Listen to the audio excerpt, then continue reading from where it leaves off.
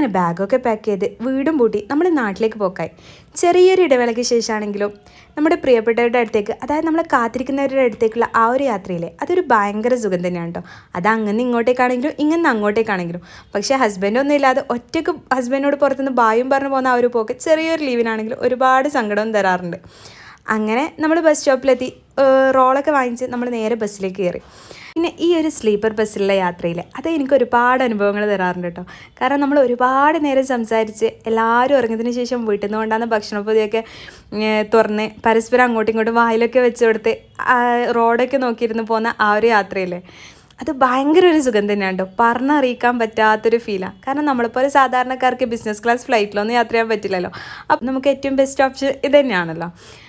ഒരുപാട് നേരം സംസാരിച്ചിട്ടൊക്കെ ഇങ്ങനെ കയ്യും ചേർത്ത് പിടിച്ച് ഒരുപാട് ദൂരം ഇനിയും ലൈഫിൽ യാത്ര ചെയ്യാൻ പറ്റണമെന്ന് ഒറ്റ പ്രാർത്ഥന മാത്രമേ ഉള്ളൂ. അപ്പോൾ ഇന്നത്തേക്ക് ഇത്രയേ ഉള്ളൂ.